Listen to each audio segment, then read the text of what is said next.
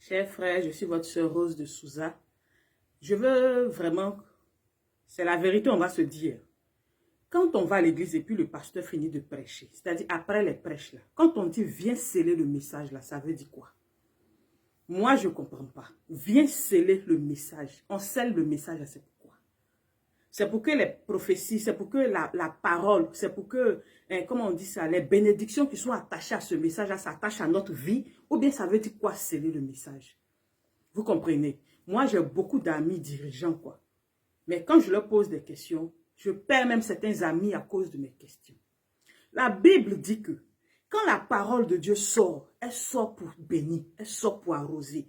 Il dit de même que le ciel, quand il pleut, la pluie vient pour arroser la terre, pour donner, pour produire de la sémence, là. La pluie vient arroser la terre, bénir la terre. Avant que, c'est comme ça, lui, sa parole, là, quand elle sort, elle ne retourne pas à lui, sans avoir accompli pourquoi elle a été libérée. C'est ce que la Bible dit. Dieu lui-même, il a dit ça. Que sa parole là, ça sort pour libérer l'âme, pour libérer l'esprit. Maintenant, quand on prêche, on dit viens sceller le message. C'est quel message on va sceller? Donc, celui qui n'a pas l'argent pour sceller, la parole ne s'adresse pas à lui. La parole là ne s'adresse pas à lui. Il y a un problème. Aujourd'hui, l'Afghanistan est en train de connaître un réveil spirituel. L'Afghanistan, le Pakistan, tous ces pays arabes sont en train de connaître, l'Algérie, connaître un réveil spirituel. C'est quel évangile les gens ont prêché là-bas pour que ces personnes-là se convertissent? Est-ce que c'est un évangile où on dit tu seras béni, tu vas être riche, tu vas voyager, tu vas te marier? Mon frère, tu vas te marier. C'est à cause de ça un Afghan qui est musulman depuis sa naissance va le laisser pour devenir chrétien. C'est quel évangile ils ont prêché là-bas? C'est l'évangile de Jésus-Christ. Voilà pourquoi l'apôtre Paul dans Galates dit, si quelqu'un vient vous prêcher un autre évangile que celui de Jésus, même si c'est un ange, qu'il soit anathème, pourquoi l'évangile de Jésus on le met de côté? Vous êtes fatigué de prêcher sur Gethsémane? Vous êtes fatigué de prêcher sur la croix qui mène au calvaire? Vous êtes fatigué de prêcher sur ce qui a été fait pendant qu'il était sur la croix? Mais c'est ça qui délivre, c'est ça qui apporte la guérison. Quand quelqu'un se va prier pour une personne qui est malade, il n'a pas dit que tu vas voyager. Moi-même, cet évangile de tu vas voyager, ça me fait rire. Parce que regardez un peu dans le ciel.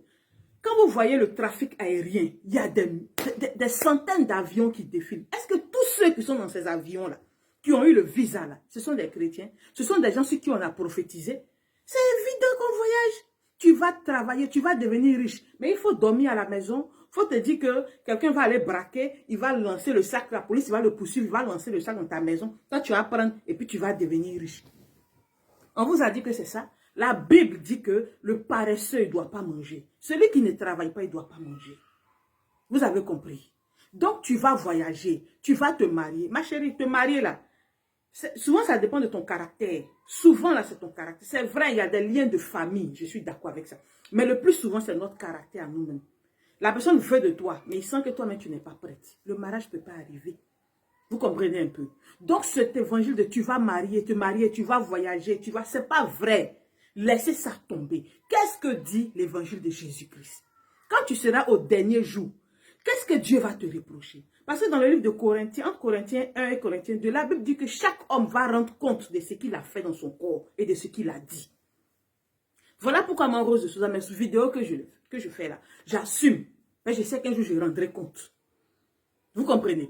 C'est ça, quand tu seras au dernier jour, c'est ce que Dieu va te dire. Et souvenez-vous de la parole de Jésus. Il y a des gens qui lui ont dit, nous avons prophétisé en ton nom. Nous avons chassé des démons en ton nom. Nous avons prêché, prié pour des malades qui ont eu la guérison. Mais le Seigneur Jésus répond, je ne vous ai jamais connu. Ce n'est pas à des païens qui s'adressent, hein, c'est à l'église. Il dit, je ne vous ai jamais connu.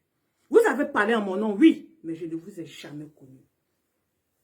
Cette parole-là, ça doit nous faire peur.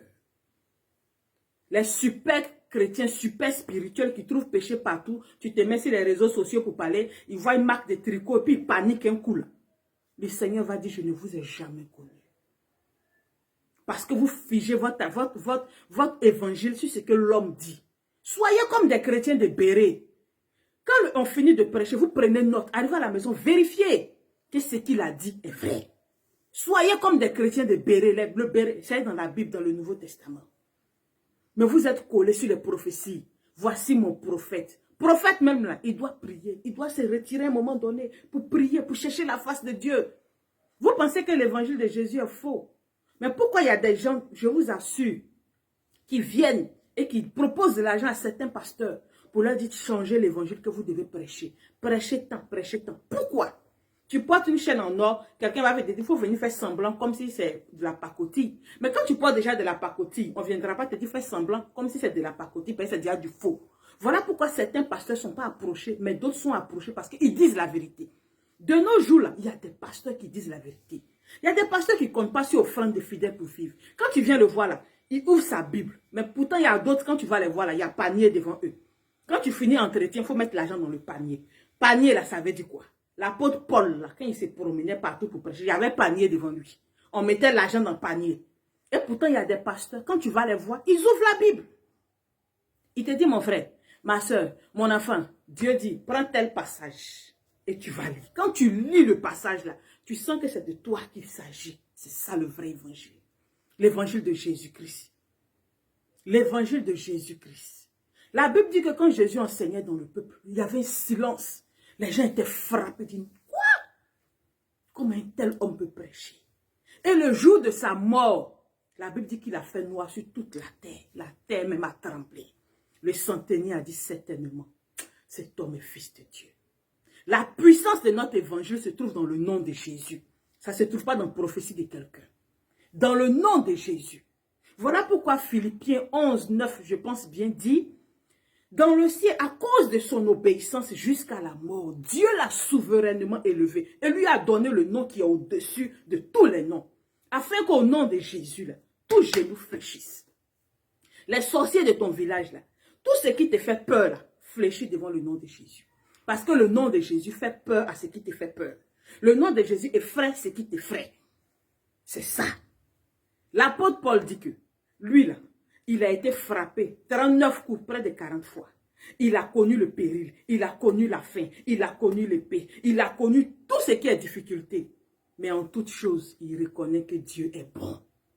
Il reconnaît que Dieu est bon. Et c'est cet évangile-là, il faut enseigner. L'enfer existe. Ce n'est pas parce que ton enfant a 10 ans qu'il va aller faire n'importe quoi. Et puis, tu penses que l'enfer va être fermé juste parce que c'est ton enfant. Il faut lui enseigner. Hey, tu n'es pas de l'autre côté, tu es d'ici. Et voilà comment nous on marche. Quand nos parents là sortaient de l'Égypte, voilà la loi que Dieu a donnée. Parce que c'est par la foi que nous sommes enfants d'Abraham. C'est par la foi que ce sont nos descendants qui sont sortis de l'Égypte. C'est par la foi.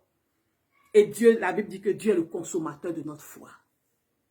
Tu es chrétien, où sont tes œuvres? Où sont tes œuvres? Voici la sœur. J'ai mis son numéro de téléphone. Appelez simplement pour dire la sœur, comment tu vas? Il y a eu combien de personnes qui l'ont appelé? Combien? Mais vous êtes chrétien. Vous pouvez critiquer d'autres personnes. Mais l'amour est devenu une denrée rare. Une denrée rare. Si ce n'est pas ton ami, ce n'est pas quelqu'un de qui tu es proche, tu ne peux pas te casser la tête. Jésus ne connaissait pas Bartimée. Hein. La Bible n'a jamais dit que le Seigneur Jésus connaissait Bartimée. Mais Bartimée a crié, Jésus, fils de David, aie pitié de moi. Il s'est arrêté. La compassion l'a fait arrêter. Et il a dit à Bartimée, qu'est-ce que tu veux que je fasse pour toi? Bartimée dit que je recouvre la vue. Il a refusé. Ou bien Bartimée a payé offrande d'abord. Bartimée a bâti hôtel. Il a accordé la guérison à Bartimée gratuitement. Mais aujourd'hui, vous ne voulez pas qu'on critique parce que l'évangile est en train d'être faux. Jésus a dit, vous avez reçu gratuitement, donc donnez gratuitement. C'est lui qui va toucher le cœur des gens pour dire, voici une offrande, pasteur. Il y a des pasteurs qui ont été surpris. Ils étaient chez eux un matin, puis quelqu'un vient dire, tiens, le Seigneur m'a mis à cœur de te donner. Mais on ne poursuit pas quelqu'un pour qu'il paye sa dîme. On ne poursuit pas quelqu'un pour qu'il fasse offrande. Le jour de réception, il ne faut pas mettre panier devant toi. C'est le Saint-Esprit qui convainc les cœurs. Et c'est le Saint-Esprit qui te forme. S'il sait que tu n'es pas prêt encore à accepter, à prendre les offrandes, il ne permettra pas que tu en aies. Que tu en ailles, bien tu en aies, je ne sais pas quoi là. Vous comprenez? L'évangile est en train d'être torqué. J'ai une amie qui est venue chez moi. Et puis elle est surprise. Son mari est en train de la quitter. Je paye ma dîme. Je suis fidèle dans ma dîme, mes offrandes. Je suis toujours à l'église. Mais regarde ce qui m'arrive. Il a dit, hey, si tu n'as pas accepté Jésus dans ton cœur, c'est zéro ce que tu fais. La dîme n'est pas au-dessus du nom de Jésus. Il faut accepter. La Bible, si tu acceptes dans ton cœur, tu confesses de ta bouche que Jésus est fils de Dieu. Il est mort, il est ressuscité. C'est là que tu seras sauvé. Tu n'es même pas converti. Parce que quand je te regarde, tu n'es pas converti. Comme un chrétien fait rêve dans la nuit et puis il commence à prier, panique, il prie jusqu'à il dérange le voisinage. Toi, tu es converti comment? Hein? Chez toi, à la maison, on ne peut pas manger. Quand on rentre chez toi, toutes tes casseroles là sont petits comme ça. Tu ne peux pas donner à manger correctement à quelqu'un. Toi, tu es converti comment? Si le monsieur est en train de partir, ton pasteur t'a dit quoi? Non, il dit de prier, de rester fidèle, Il ne va pas te dire de changer ton caractère. Moi, mais je suis ta camarade, j'arrive chez toi, je ne suis pas à l'aise. Il ne va pas te dire de changer ton caractère. C'est ton caractère qui est le problème. Faut t'asseoir, va devant le Saint-Esprit. Dis au Saint-Esprit de te changer, de te transformer. Le monsieur là, le Saint-Esprit même va le faire revenir. Enseigner ce qui est bon. L'Afghanistan là, c'est pas que tu vas voyager qui a fait qu'Afghanistan est en train de se réveiller spirituellement. C'est pas que tu vas te marier. C'est pas que tu seras béni. On est déjà béni.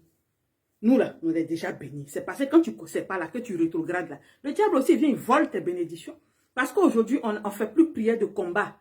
Il faut payer ta dîme et puis c'est fini. Il faut faire offrande et puis c'est fini. On ne fait plus prière de combat. Vous pensez que quoi? La Bible a dit, il dit les armes avec lesquelles nous combattons ne sont pas physiques, mais elles sont charnelles et puissantes par la vertu du Saint-Esprit. Mais pourquoi aujourd'hui on ne fait pas prière de combat? Tu as assis, ton enfant est malade, tu cours, tu vas en clinique. Ton enfant, tu fais un mauvais rêve, tu appelles le pasteur. Et le Saint-Esprit, tu le mets où dans tout ça là? Tu mets le Saint-Esprit où? Tes enfants vont à l'école, depuis on les enseigne, ça ne rentre pas là. Il y a un autre dans sa classe qui est en train de voler l'intelligence de ses camarades. Vous pensez que le monde est facile comme ça?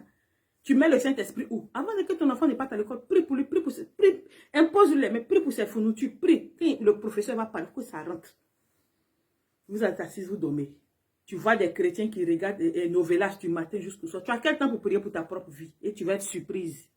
Tu vas être surprise. Quand le malheur arrive, mais Dieu, il est où?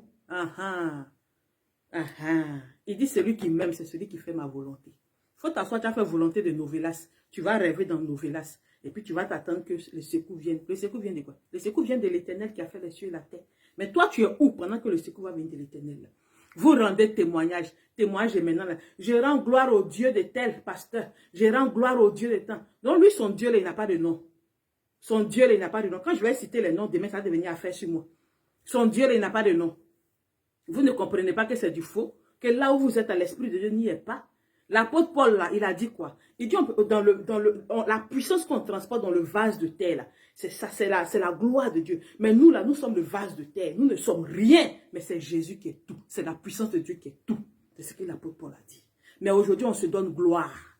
On se donne gloire. L'homme même doit avoir la gloire. Tu le vois, tu sens qu'il a percé. Tu sens qu'il est sur l'église et tu sens qu'il est là. Non, moi j'aime la compassion. J'aime l'amour du prochain. Je n'ai pas beaucoup, hein. Mais le peu là, je donne. Donc quand tu me vois là, tu as l'impression que je suis milliardaire. Mais en réalité, je suis milliardaire même. C'est comme ça. Afghanistan en train de se réveiller. Pakistan, on va donner avion gratuitement à Abidjan. On dit pour tous les hommes de Dieu monter à l'évangéliser. Je suis sûr qu'il y a beaucoup qui ne vont pas aller. Ils vont prêcher quoi, mais qui vont partir? Ils vont prêcher quoi? Il y a quelques-uns qui vont partir. Eux, ils ont connu Christ. Si c'est pour te lever tous les dimanches, pour partir à l'église parce que le culte est chic, on met une batterie, tu vas danser jusqu'à ce que tu vas rentrer chez toi. Là. Ma soeur, il faut rester à la maison. Tu as compris? Il faut rester. Parce que quand on dit on va à l'église, on va pour être délivré. Avant, sorcier vient, puis il dépose tous ses fétiches. Il dit, je ne peux pas. Je suis venu attaquer l'église, mais je n'ai pas pu. Vous comprenez? Avant, là, quand il y a une église quelque part, le quartier n'est pas tranquille. Parce que l'adoration, la prière, les veillées, ça dérange les gens. Mais aujourd'hui, là, il y a l'église ici, puis il y a Maki, puis c'est tranquille. Parce que l'esprit a changé. L'esprit a changé. Maman a pris le dessus. Tout est égal à l'argent. La maman a pris le dessus. Maman a pris le dessus. Et c'est ça qui fait pitié. C'est ça qui fait pitié. J'ai porté un t-shirt la dernière fois. Mais tout le monde a paniqué. C'est quel t-shirt? Il y a un même particulièrement qui a fait un commentaire dur. Je suis allée sur sa page, c'est un pasteur. J'ai ri. J'ai ri quand j'ai vu ça. Enlève des démons là et puis tu vas nous parler. Mais j'ai ri, mon frère. Je ne vais pas dire ton nom parce que ça sera te donner trop d'importance. Mais j'ai ri parce que tu fais pitié. J'ai acheté un t-shirt, je n'ai pas accordé d'importance. Parce que la Bible me dit que celui qui est en moi, il est plus grand. Pourquoi j'ai traîné? Drapeau d'Israël, la même, c'est même étoile, signe, j'ai vu. Moi, je ne fais pas attention à des choses comme je n'ai pas le temps même pour ça. Je n'ai pas le temps même de fouiller qui est mystique, qui n'est pas mystique. Ça là, c'est quel signe, c'est quel signe. Ouais, ça ne m'intéresse pas. Ce que la Bible dit, c'est ce qui m'intéresse. Ce qui s'est passé dans le jardin de Gethsémani, c'est ce qui m'intéresse. Si lui là, il est sataniste, si lui là, il est quoi, il est dans sa secte, je m'en fiche. Ce qui m'intéresse, c'est Jésus ressuscité. Parce qu'un jour, la Bible dit qu'un jour, je le verrai face à face. Et c'est ça qui m'intéresse. Si j'ai vu un t-shirt sur le marché que j'ai acheté, j'ai fait une vidéo. Ils se sont concentrés sur le dessin. Ici, là, c'est abeille, j'ai vu la couleur jaune poussée. Moi, j'aime la couleur jaune poussée. Dans le dos du tricot, c'est écrit Mave Peace. J'ai acheté. Et ce jour-là, mes grandes sont finies leurs vacances. Elles devaient rentrer. Donc, on allait faire le marché. Au marché de Belleville à Trècheville. Toute la journée, on était ensemble. Jusqu'à ce que je les dépose, personne ne m'a arrêté pour me dire que ton t-shirt a un signe bizarre. Ça n'a intéressé personne. À part vous, les chrétiens. Sur la vidéo, ton t-shirt, son t-shirt, on sait déjà qui elle est, on sait d'où elle vient, son t-shirt. Et vous qui manquez d'amour, vous qui avez critiqué, vous avez appelé la soeur. Et la soeur et moi, ça fait deux. Hein. Moi, je suis Rose de Souza, elle est Suzanne Aïla. Vous l'avez appelée? Elle est aux assemblées de Dieu, pris quand fatiguée. Vous l'avez appelée? Au moins, je peux dire qu'elle est de votre communauté. Appelez-la. Mais moi, vous m'avez gardé dans Rose de Souza, Rose de Souza. Mais et elle, c'est elle qui a besoin d'une greffe, c'est pas moi. C'est elle qui a besoin de payer ses ordonnances, c'est pas moi. Ce sont ses plaies qui s'infectent, c'est pas moi. Vous l'avez appelé? C'est ça l'amour. Vous voulez qu'on vous écoute. Vous voulez qu'on fasse attention à vos critiques. Mais vous n'avez pas d'amour. J'appelle cette soeur-là tous les jours. Je lui dis, qui t'a appelé? Tu as reçu des appels? Non. Souvent, oui, 2, 3, et je ris. Que Dieu vous bénisse. Cherchez premièrement le royaume des cieux et sa justice. Et tout vous sera donné par-dessus. Dans les avions, tous les jours, ce n'est pas seulement que des chrétiens. Il y a des musulmans, il y a des païens, il y a des animistes, il y a des athées dans les avions. Là. Ils voyagent. Il ne faut pas aller t'asseoir le dimanche, tu n'as rien à faire. Écoute la parole de Dieu. Comment Jésus est ressuscité? Avec quelle puissance il a été ressuscité? C'est le nom de Jésus qui fait la différence, c'est rien d'autre. L'apôtre Paul dit, si quelqu'un vient vous prêcher un autre évangile que celui de Jésus-Christ, qu'il soit anathème. Que Dieu vous bénisse.